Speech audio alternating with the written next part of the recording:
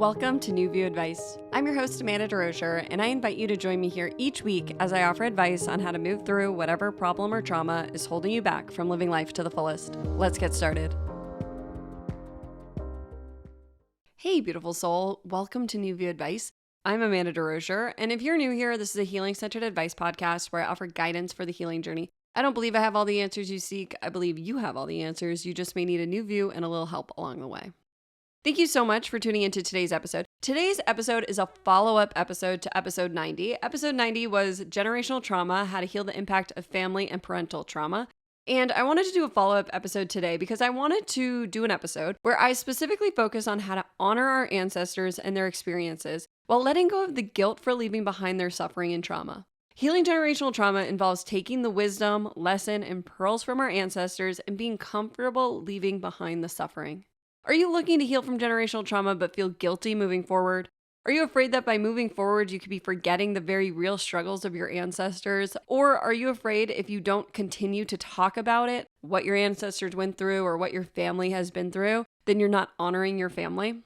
If so, you're not alone, and this is the episode for you. In this episode, I discuss how and why we honor our ancestors and how doing this will help us to free ourselves of the guilt and shame so many of us are carrying. I discuss how generational trauma often feels like baggage and what we can do to let go of that heavy burden. Today, I'm going to talk about 4 ways we can honor our ancestors, but before we do that, I just wanted to mention that if you haven't been to my website yet, you can check it out at newviewadvice.com for more free resources, including journal prompts, meditations, blog posts, and more. You can find that at newviewadvice.com, and all the show notes from today's episode will be at newviewadvice.com/92. So with that, let's jump on in.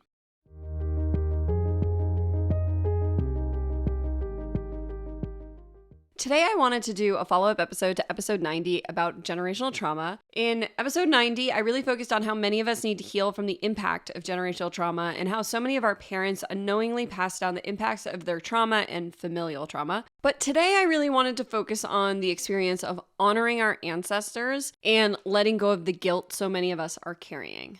I think so many people feel guilty for wanting to let go of family patterns, trauma, and belief because of a hyper-awareness of the struggle of those who came before us. I know this has been true for me. I know this has been true for my partner, which is why I really wanted to do a follow-up episode to episode 90, because I think that this step of honoring our ancestors is so important for so many of us. And it's not always talked about, the importance of honoring what came before us and also allowing ourselves to let go of the guilt we may be carrying.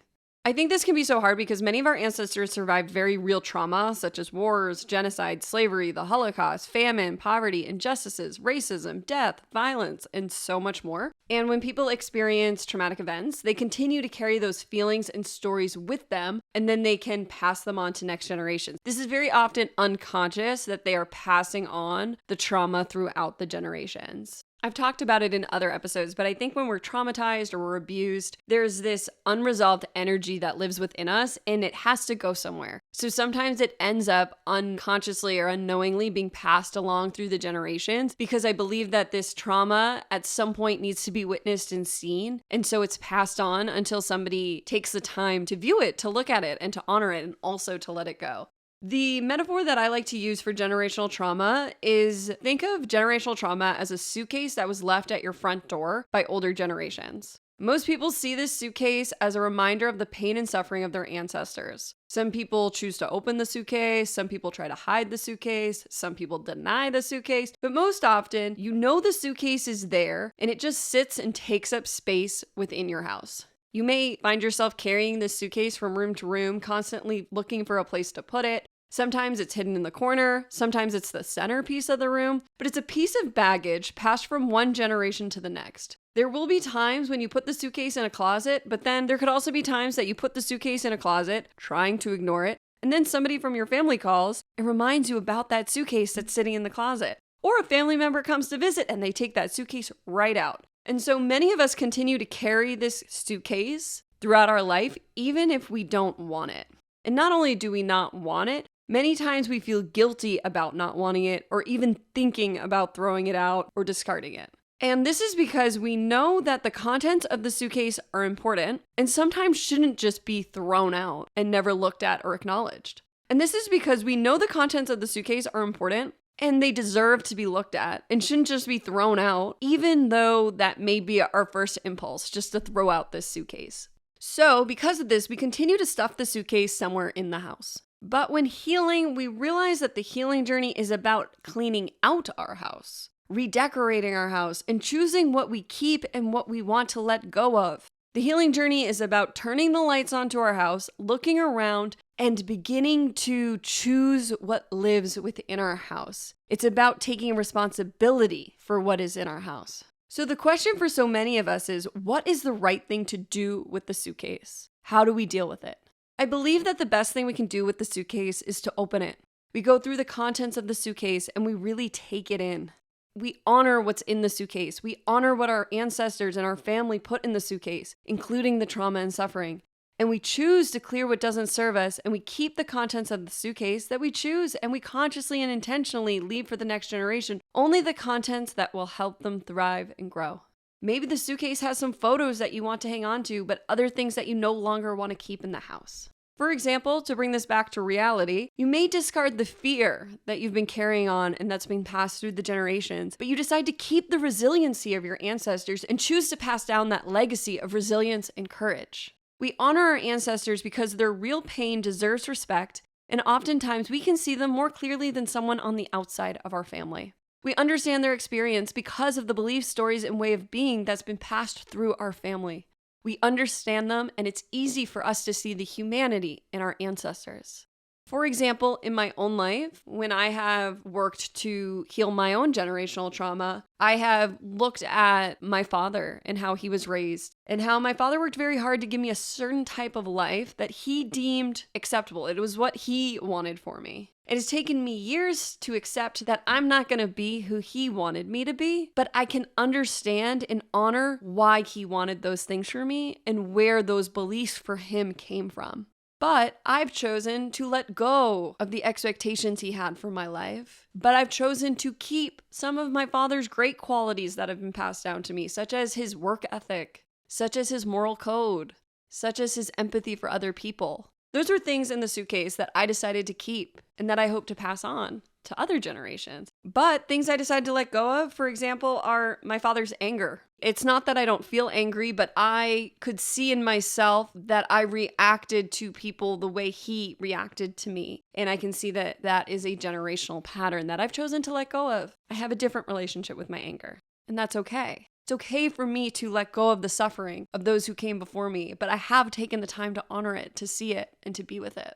By honoring the past, we are not forgetting it, overlooking it, or denying it. We are choosing to see it with respect, empathy, humanity, and love. By honoring our ancestors, we take the lessons and the pearls. For example, instead of carrying the suffering, we carry the resilience, we carry the courage, we carry the spirit, we carry the creativity, we carry the love forward.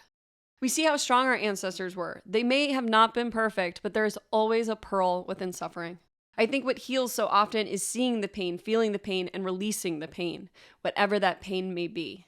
Many of our ancestors, family members, and parents don't want us to feel this way. They don't want us to be carrying this burden. They don't want us to feel so burdened. They don't even understand that they passed on this burden. But it's human to pass along suffering, and it's through honoring and seeing the suffering that we can begin to let it go and its impact on our lives. This episode also was one I wanted to do because over the weekend, my partner and I spent time honoring his ancestors. So I mentioned in my last generational trauma episode that Evan's grandfather was a Holocaust survivor. And that was an experience that was traumatic, obviously. And he didn't talk about it much, but Evan has seen in his own life the impact of generational trauma. How surviving an experience like that, the beliefs created about safety and security were passed on through the generations and to him.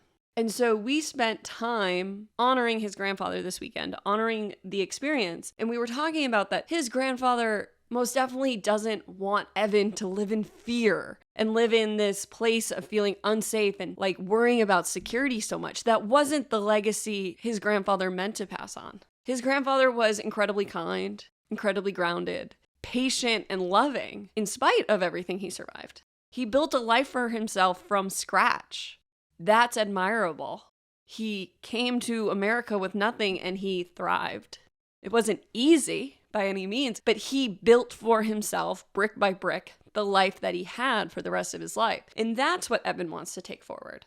He wants to remember that that is something within him and within his ancestry. This ability to start new, this ability to take a bad situation and to create a good outcome from it, to not be defined by the trauma that we've experienced.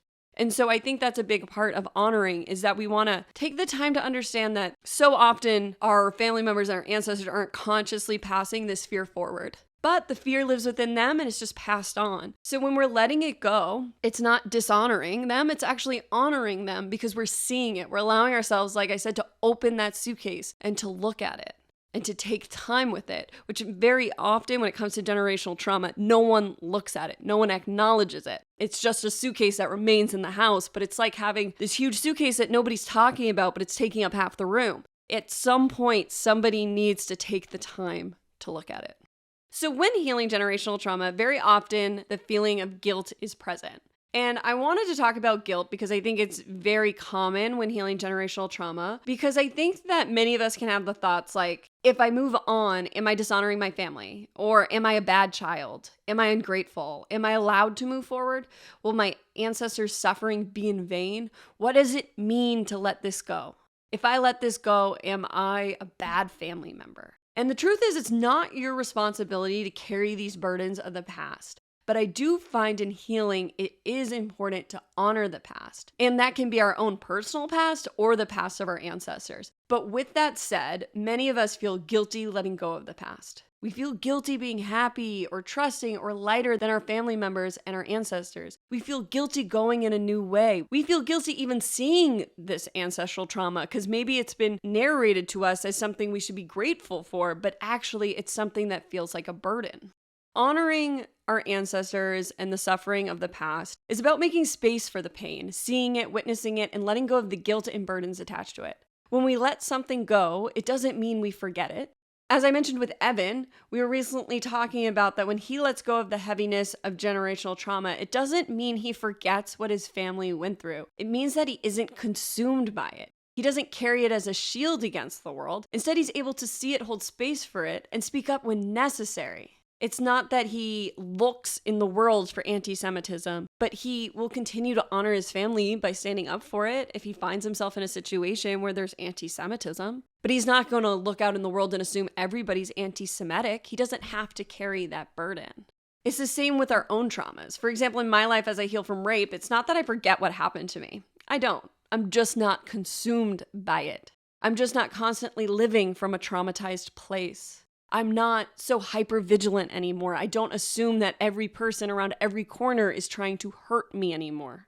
But again, I haven't forgotten what happened to me. I've just allowed myself to let it go as a burden. What we've survived and what our ancestors have survived don't have to be burdens that we carry. But again, it doesn't mean we forget what happened. It doesn't mean that we ignore it or deny it. It's something we know is there. We know it's something that's happened. And the more that we see our own pain, we see our ancestors' pain, then the more we have space for others, which is a very important part of healing. I think this step of honoring is so important because when we honor and respect the struggle of others, or even of ourselves, it creates empathy. And the more empathy we have, the more we can see the pain of others outside of us. The more I honor my experience, the more I can see I was not alone in my experience. The more Evan honors his family's experience, the more he can see a similar experience in others. The more that we take the space to see and witness pain, the larger our perspective becomes to the pain of the world. I see in the world right now a lot of blaming one another for each other's pain. And though I understand this urge, I do not find it helpful in healing. At some point, we have to let go of the blame. And we have to just take the time to be with ourselves and one another, to heal, to let go of the suffering, but also to honor the very real experience of suffering. It deserves to be honored.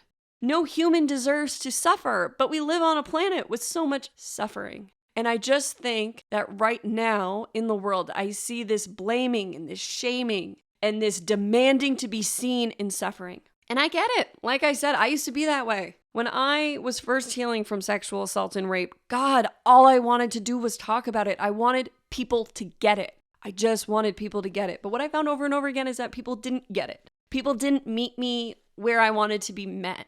And it was an inner journey, coming home to myself, where I met myself, where I loved myself, where I held myself, where I saw myself, that now I can hold space for others. But I couldn't hold space for others. I couldn't create safe spaces for others until I saw my own suffering. And now I don't want to demand people to see me in my suffering. Like I said, how many of our ancestors probably want to be seen in their strength, not in their suffering. That's how I feel. I want to be seen for everything I did despite what I lived through. I don't need that to define me anymore. But I did that by honoring the very real experience I lived through. And we do that with healing generational trauma in the same way.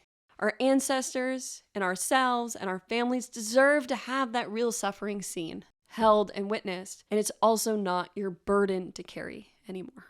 So with that said, how do we honor our ancestors, honor ourselves, and by a result begin to honor humanity and their collective suffering and pain? So I have a list of 4 things I recommend. This is not a comprehensive list of everything you can do to honor your ancestors, but these are here as a starting place for you to begin or continue your journey of honoring your ancestors and releasing the burdens and expectations put on you by your family. So, number 1, the first thing I recommend is to allow ourselves to look at the pain of our ancestors, but not become consumed by it. We want to empathize, and maybe this is something you already do. I talk about this a lot in episode 90, so if you haven't listened to that yet, I recommend listening to that one as well. But it's important for us to see the pain of our ancestors in order to honor it. Many of us don't allow ourselves to see the severity of what people have survived or have been through. Part of honoring our ancestors is allowing ourselves to see it and empathize. Or maybe you see the suffering and you are consumed by the suffering, but you haven't seen the strength that came from it. I think honoring our ancestors is a full circle journey where we see the pain and suffering and we also see the strength they had through what they survived. That they were able to create a family. You're here because of your ancestors. So there's always strength there. And I just want to mention that because I think, again, some people can become consumed by the past. And I think if you're somebody who feels consumed by it, maybe it's time for you to take some time to realize the gifts that may have come from the suffering. And I know that can also be a hard concept for people, but I truly believe all suffering has a gift in it. It's like carving a diamond for the rough, or it's like healing burns away that suffering and left is a pearl. I have found that throughout my own journey is that every single thing I survived has offered me a gift as well. It just takes time to find that pearl. So some ways to begin bringing awareness or understanding. I think another word for awareness is to bring understanding to something. So to begin to understand what your ancestors experienced. This could be including journaling about your lived experience, speaking with family members, reading books that resonate. For example, when my partner and I were looking into his grandfather's experience around the Holocaust, we began to read books about that time and memoirs from people who wrote about surviving the Holocaust to allow us to really be with what it was like to survive that experience. But I think that journaling, you can journal about your experience, you can journal about what you've witnessed, what you see throughout your family. You may have family members who are open to discussing this with you, but I just also want to offer that not everybody's family is going to want to talk about the past, talk about trauma. So you may have to find other ways to begin to bring awareness to this experience other than talking to your family. Or you may have a family that's open to talking about it. That's going to be an experience that's individual for each and every person. My second suggestion is to set aside time to honor your ancestors and what they've lived through. So some ways to do this is, one, my favorite way to honor experiences is through ceremony. So I love to do ceremonies. I think ceremony is a beautiful way to honor ourselves, our ancestors, and others. Creating ceremony is all about creating space in our busy lives to honor an intention. I believe that by creating the space for healing, we are inviting healing into our lives. So many of us are so busy or always on our cell phones. Ceremony is about finding time to be with the present moment. Healing really only happens in the present moment. So ceremony is a great way to create space and time for this. So I like to do ceremonies in nature, but ceremony is a very personal practice. It doesn't have to be fancy or it can be super fancy. It's really what feels good for you. But I think the importance when talking about ceremony is just carving out a time and being present with what is. And so I like to bring objects. I use crystals. I know not everybody's into crystals. But I like to use crystals or objects from nature. I like to bring flowers to ceremony as a way to honor and to kind of leave a flower on the earth as a way to honor the ceremony I just had. But I invite you to find a way to be with this experience that you're moving through and honor it. Another way we can set aside time is to connect with others or supporting others who had a similar experience. I know for me that when I work with survivors of sexual violence, it helps me to honor my own experience and that of other survivors. I know another woman who works with domestic violence survivors because that's what her mother survived. So it has helped her to honor her mother's experience by working with people. So there's different ways you can honor this experience, but I think setting aside time to allow this experience up and to be with it will be healing and will help you to also let go of some of this guilt. I think guilt can be present with us because guilt arises when we think we're doing something wrong. And sometimes when we're shoving something in the back of our mind, guilt can be present. You're never doing anything wrong. I don't think you're wrong. But I think that by honoring our ancestors' experiences, that guilt begins to dissipate because we're not ignoring it. My third piece of advice is to let go of the burdens of the past one step at a time. Letting go of the burdens and guilt often takes time. I believe that by beginning to set the intention to heal and allowing all our feelings up and allowing yourself to see this pain of your ancestors, it will help you to let go of the guilt, burdens, and other emotions a little bit at a time. I don't think this process can be rushed. I can't offer you a 30-day process. It's really an individual process, but allowing up what wants to be witnessed and what wants to heal, it will help you to begin to lighten this burden you are carrying. In my own life, I spent the fall of 2023 really healing from some family patterns and ancestral trauma, and I felt extreme guilt. And all I can say is that each time I allowed myself to see the guilt, cry about the guilt, and see that though I felt that way, I didn't have to feel that way forever, and that I deserved to live life in a different way, that guilt dissipated. It just wasn't overnight. For me, there was this really deep pattern of how the women have lived in my family, and I'm choosing to go in a different direction. And I felt so much guilt about that like I even could choose a different direction. And what did it mean? And I just found that by honoring myself and my real experience, honoring my ancestors, but just allowing those feelings up and those thoughts up and not making myself wrong for having those feelings or those thoughts, it dissipated over time. And I allowed myself to heal that guilt. And I just wanted to mention that honoring our ancestors takes time. There may be a lot for you to honor, but I truly believe the more you are with yourself and how you have been impacted by this generational trauma, the more your hurt will lead you to the freedom you are seeking. It takes courage to step on this path. So as always, my fourth piece of advice would be to feel a whole lot of compassion for yourself and for others. I think compassion is so important when healing generational trauma because I think that the more compassion we have for ourselves, the more compassion we can have for others, we can have for our family, for our ancestors, and other people also healing generational trauma. I think that generational trauma has become kind of a buzzword over the past couple of years, but it wasn't always a buzzword. We weren't always talking about this. And I think it's really important to remember that when healing, that it's beautiful that we can have these conversations, but these conversations weren't always available to everybody throughout our family. And so it's not only important to honor our ancestors, but it's also important to honor ourselves and honor that we choose this path of healing because it's not easy. It takes courage and you deserve a lot of compassion and empathy and understanding as you navigate this healing you are on. So thank you so much for being here. I hope something in this was helpful. And as always, I am sending you so much love.